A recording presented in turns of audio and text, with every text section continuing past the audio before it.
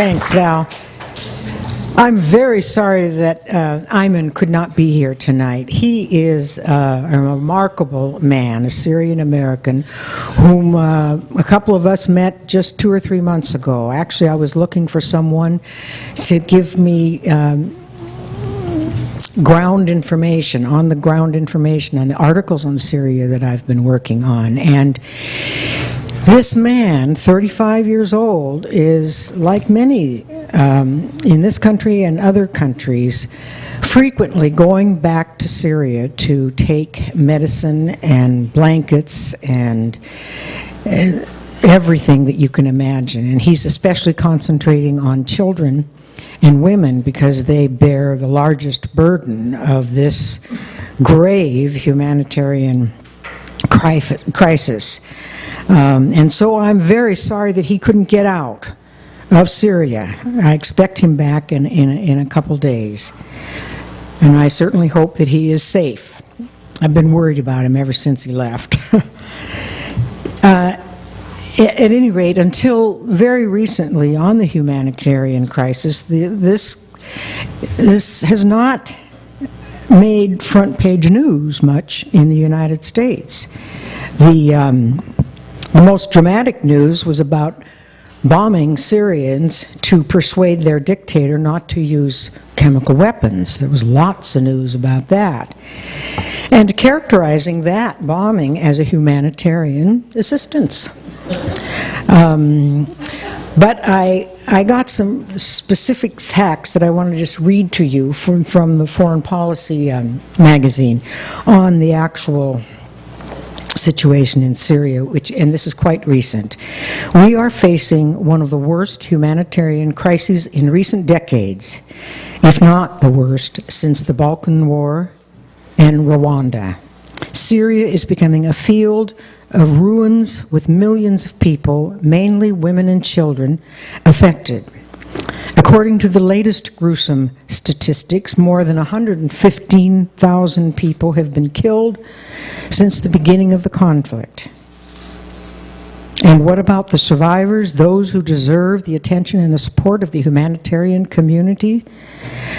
A quarter of the Syrian population is internally displaced, with more than 2.1 million refugees in neighboring countries, largely in Lebanon and Jordan, but also increasingly in Turkey and Iraq.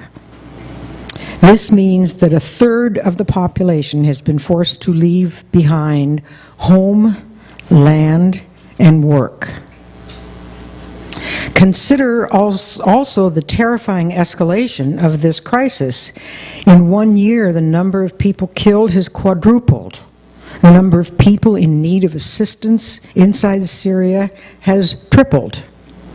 This means that a third of the population, as I said, has been forced to leave.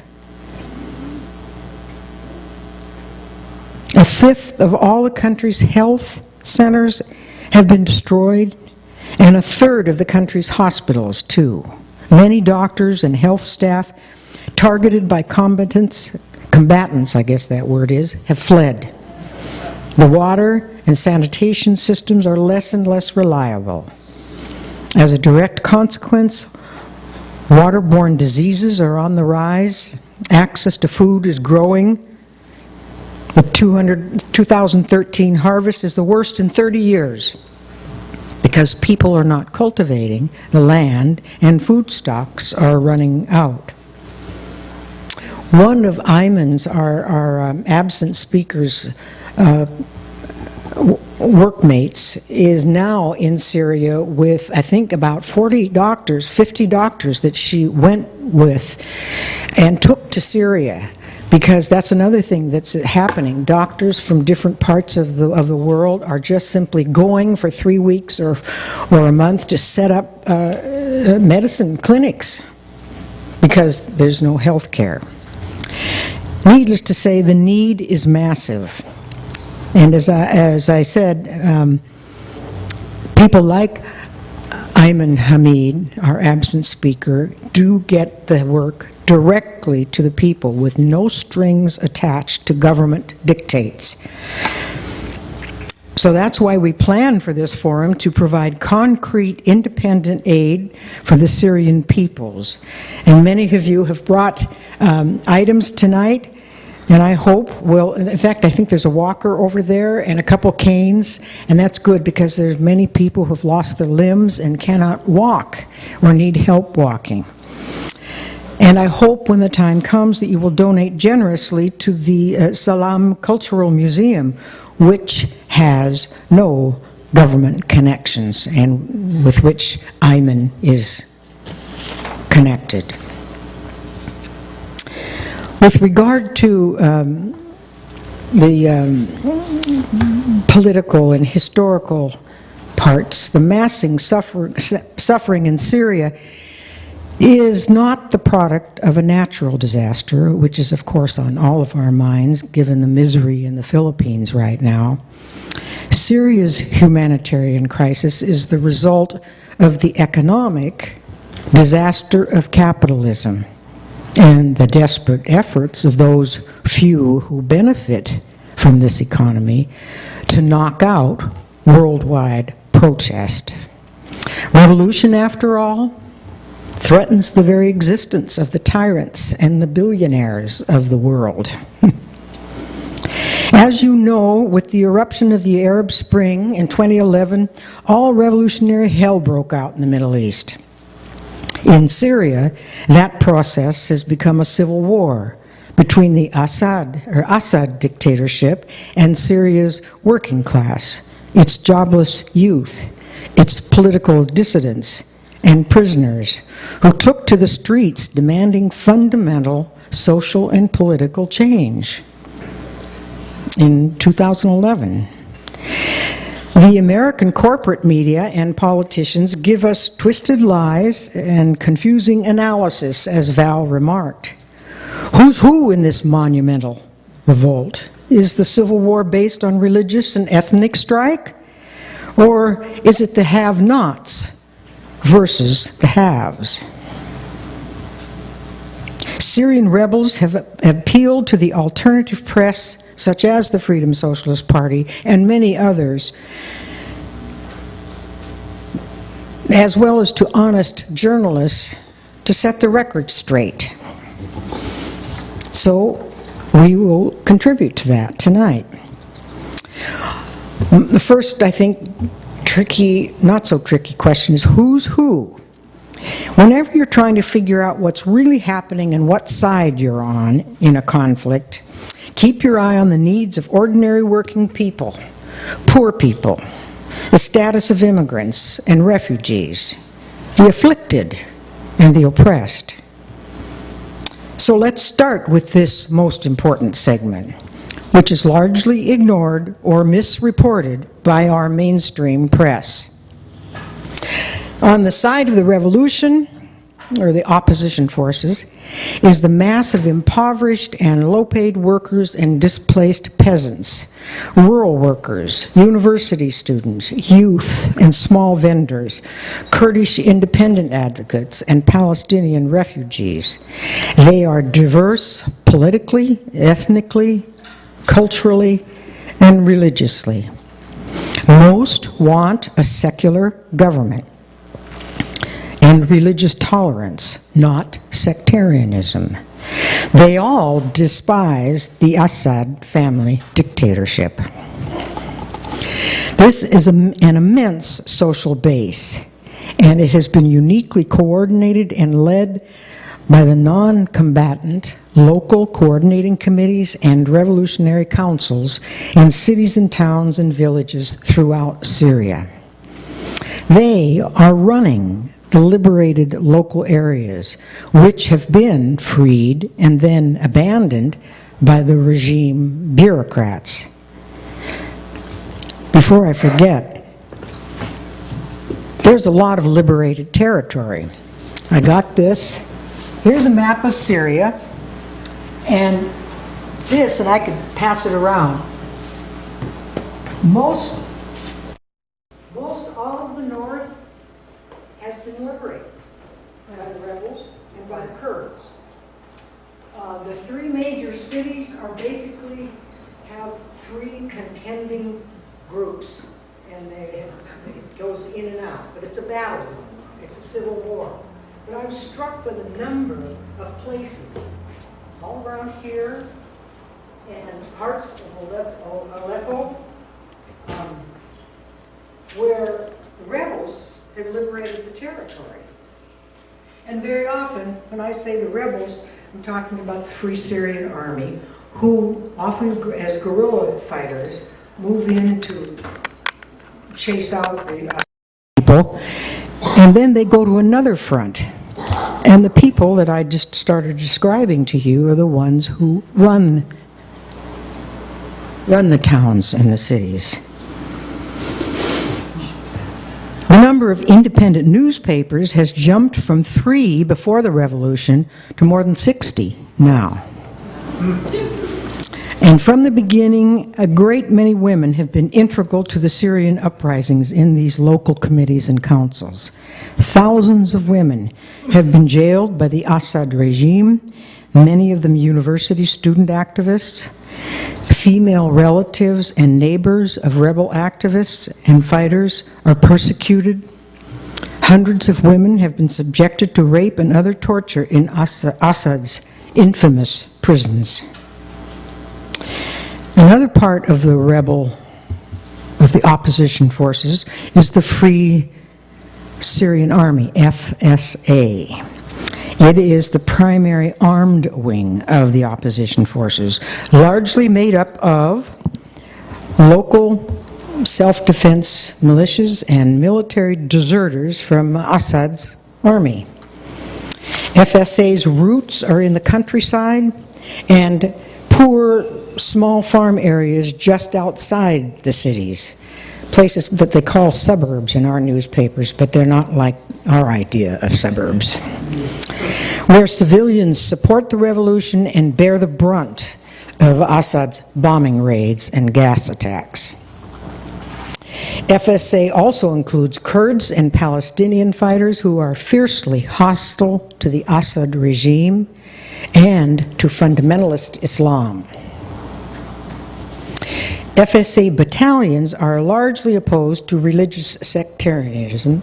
They are for social justice, and they practice a military code of conduct that condemns atrocities. Not that you'd know that from the newspapers.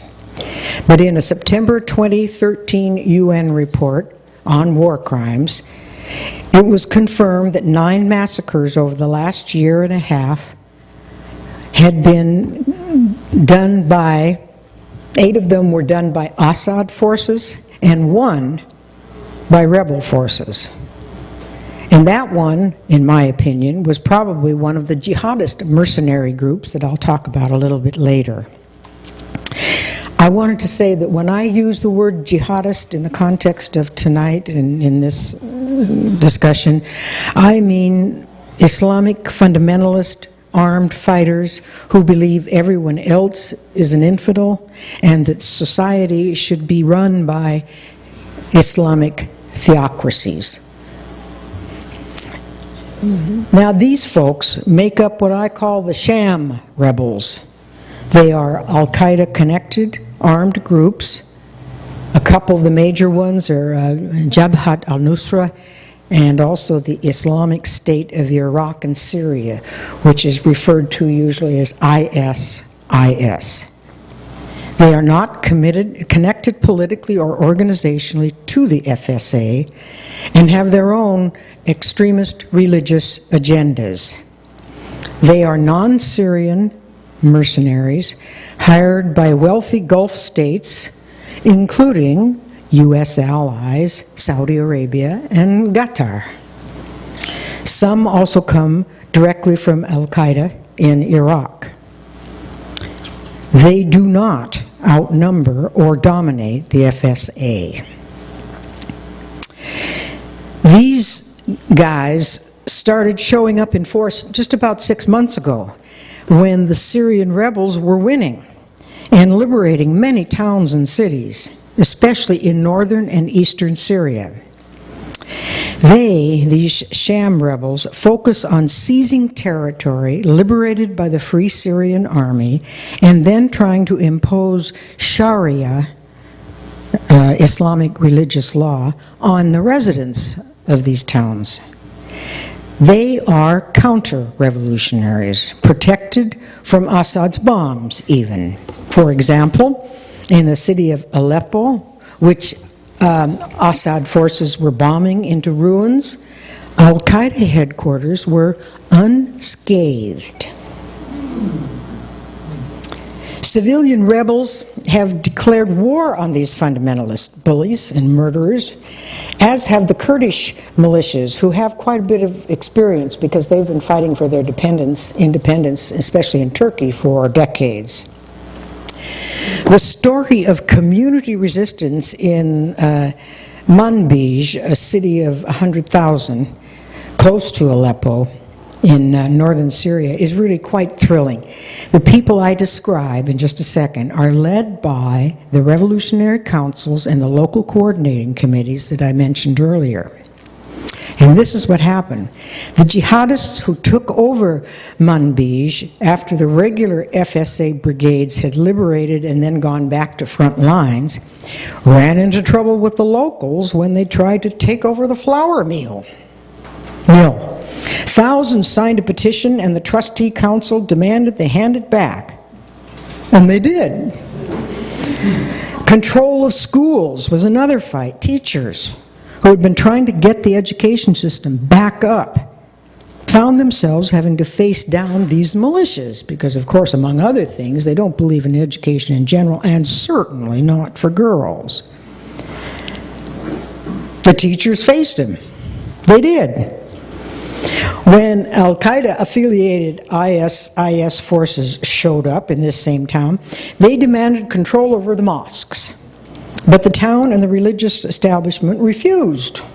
At one point, IS sent armed men to Friday prayers at the main mosque, demanding the imam leave and allow them to deliver the sermon. When the imam refused, they kidnapped him. This created a huge protest, and eventually IS had to release him. A few weeks later, he was assassinated. And this sparked angry demonstrations and demands that the IS be expelled from the city. And it was.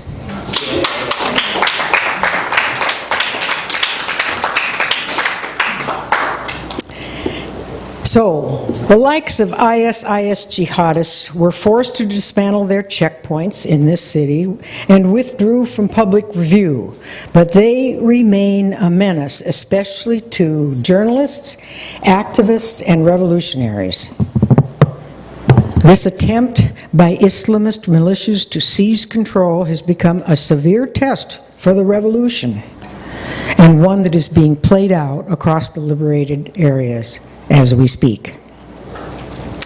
Syria's far-flung local committees and councils in the cities and villages and Free Syrian Army militias desperately need a centralized revolutionary party made up of a large number of leaders, tempered, as Russian revolutionary Trotsky says, tempered in struggle and bound together by the unity of their social revolutionary goals. But decades of Assad tyranny, the most repressive of all Middle Eastern countries, prevented building such a party. Bashar Assad and his father before him persecuted, imprisoned, and executed political dissidents and leaders for decades. Still, many longtime activists and leftists and former political prisoners survived. And now, 2.5 years of fighting and organizing together against the same enemy have decisively radicalized many more to fight for deep, deep change. From these tempered leaders will come Syria's revolutionary party. Now I get to talk about who's on the other side, and I'm not going to give them as much attention. First is the Assad dictatorship, supported by Syrian capitalists, big landlords, and international investors. That should be no surprise to anybody. Religious or secular, and they are both, and they come, and they're in all the religions, Christian, everything, Muslim. They care most about the bottom line, but they are happy to use religion to advance their wealth and power if it comes in handy. Behind this ruling class is the urban petty bourgeoisie, who dislike the regime, but won't support the rebels unless they're winning.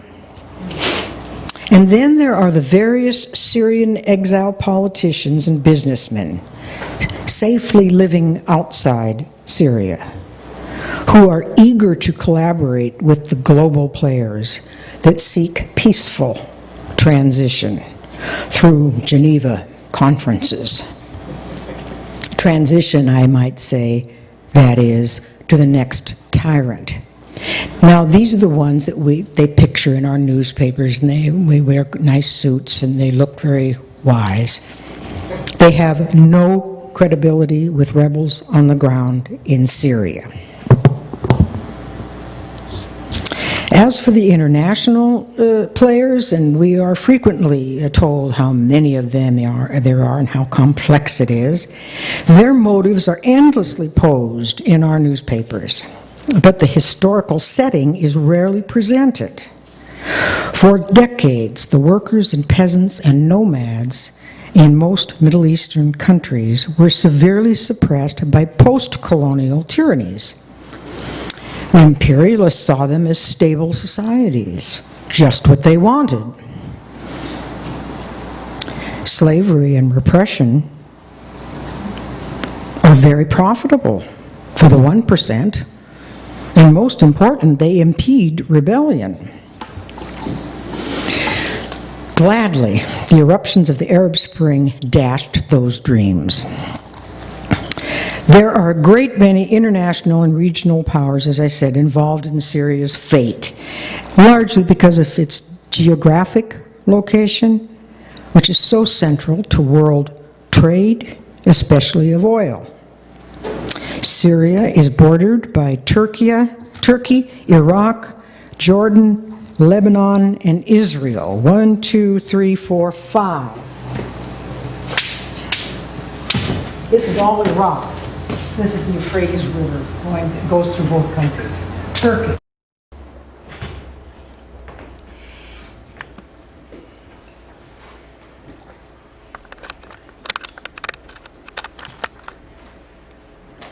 Its economic system, Syria's economic system, affects Iran, which doesn't border them, and Saudi Arabia and other Gulf countries, and North Africa, as well as China and Russia, who want control over pathways from the Middle East to the Far East.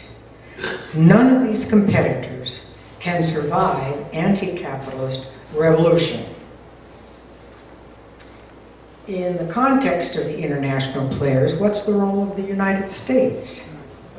Well, despite the mainstream press and officials tell us, the United States is not in the Middle East to deliver democracy. I'm shocked. It's not there to bring equality to women, or to promote religious tolerance, or to foster economic health and independence, or to provide humanitarian aid. It just pretends to be there for these reasons. In fact, the biggest, richest, most militaristic empire in history, the United States, wants political control over the Middle East, which holds over 64% of the world's known crude oil reserves. I like to think of the U.S. role in the Middle East as leader of the imperialist pack, the pack competing for Syria's wealth. Endless books and opinion pieces and talking heads drone on about the complexity of the international powers' role in this civil war. But simply put, none of the major or minor predators want the revolution to succeed, as I have alluded to before, and have done a great deal to keep it from succeeding. Like, just a few examples, sending in jihadist mercenaries, blocking vital anti-aircraft weapons from getting to FSA brigades, providing advanced weapons to Assad's troops, promoting religious hostilities with selective strikes against one group or another. All these guys really want is stable societies of cooperative, poor, and oppressed workers. Is that too much to ask? Yes, that's what Boeing wants. Yeah, that's right. Boeing wants, right? Yes, Boeing would be very happy. This whole range includes the United States, Russia, the European Union, China, Israel, Saudi Arabia, Turkey, Qatar, Iran, and probably some I've forgotten. They all have capitalist economies and move solely in the economic interests of their ruling class. They do not care about the millions being displaced, hundreds of thousands killed, the effect of a polio epidemic on helpless children, or a ruined, ancient land. Now I want to talk just a little bit about the different political positions that have been coming out around Syria that I think are very informative. Leftist groups and various progressives are taking some quite different positions on the Syrian revolution, and many people are confused. You'd think anybody left of center would be for the revolution. Organizations in the tradition of Trotskyism, such as the Freedom Socialist Party, the International Socialist Organization, Socialist Workers' Party, Socialist Alternative, here in the United States, are for Syria's insurrection and fully support the rebels' efforts to topple the Assad dictatorship. Furthermore, we defend Syrian rebels' rights to defend themselves with the necessary weaponry to counteract Assad's savage firepower.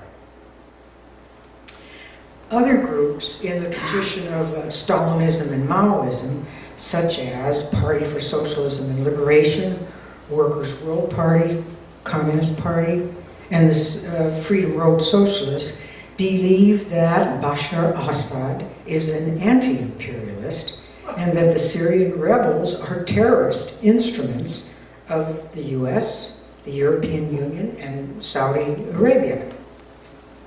I do want to expand a little bit on this anti-imperialist question because it's coming up more and more and the debates are getting hotter.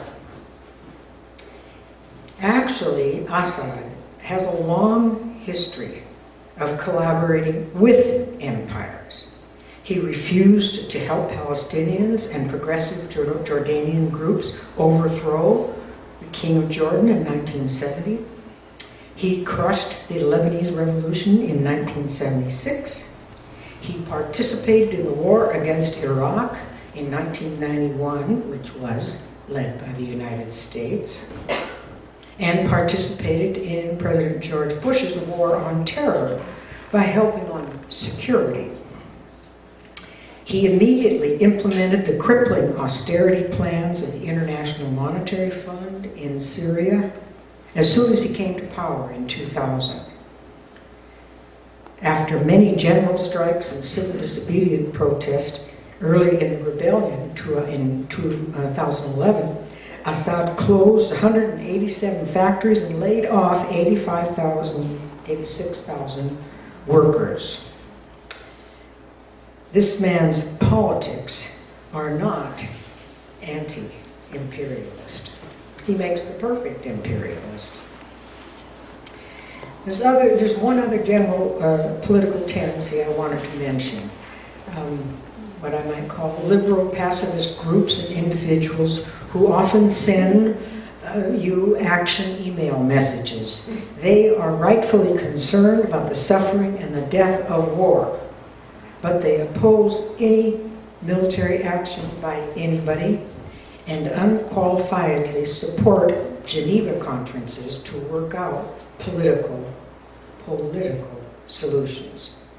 The problem is, such conferences are always run by the various imperial powers, and the Syrian revolutionary representatives want nothing to do with them. They refuse to attend these Geneva conferences, quite logically.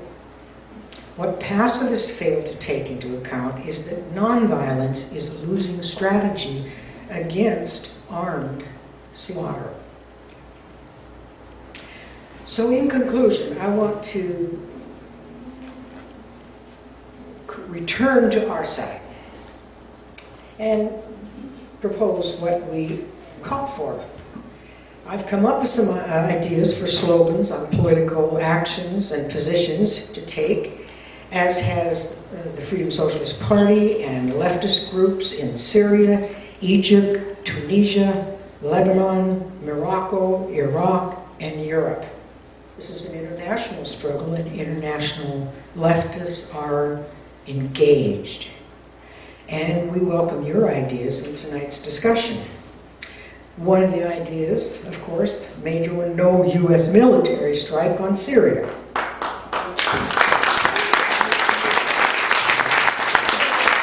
And I want to add, no more Israeli military attacks on Syria. Of course, we won't carry these out without explicit approval from the U.S. Another one I came up with. I got this idea from a political prisoner that wrote us a letter on Syria. Imperialist hands off Syria. A lot of people are saying hands off Syria. Well, anti-imperialists should help in any way they can. In the famous Spanish Civil War, people against fascism, supporters, went to Spain to help in the fight. So anti-imperialist, hands on.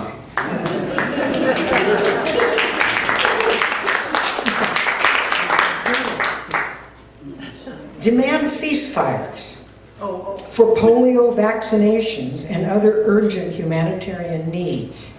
They did this for the UN investigators when they wanted to go in and search for the chemical weapons.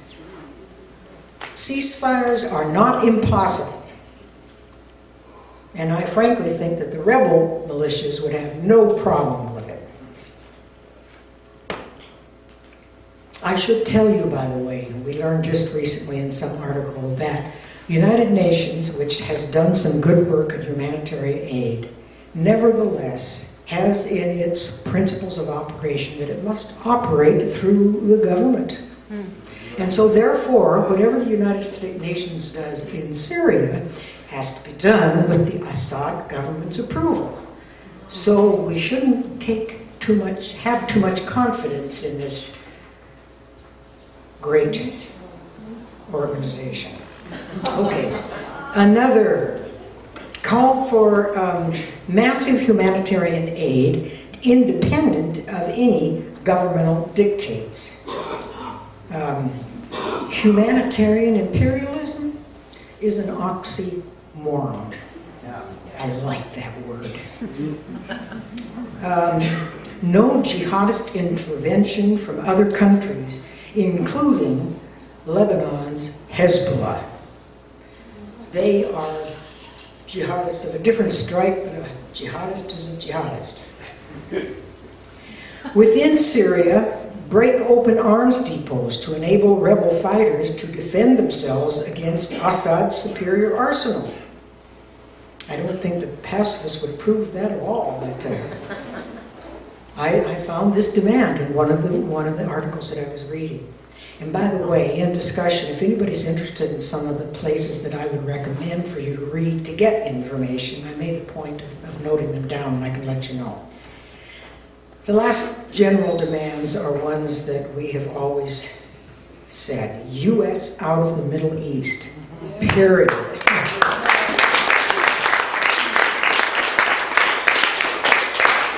And the very last one is long live the Arab Spring.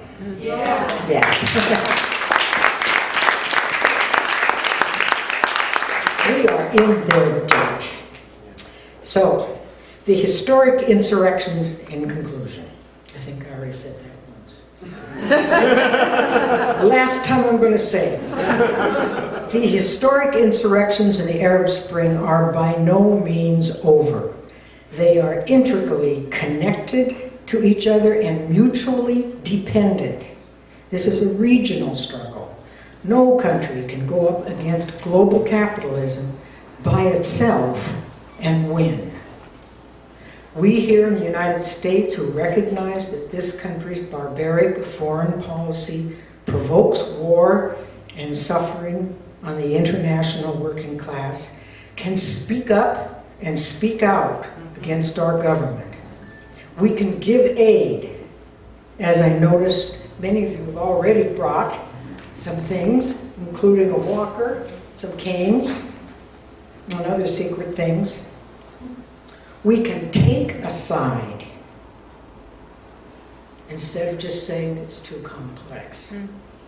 Because when we are united in mutual sympathy and solidarity with international class sisters and brothers, we possess unimagined strength. Syria's courageous, steadfast rebels deserve our unconditional support. Here, here.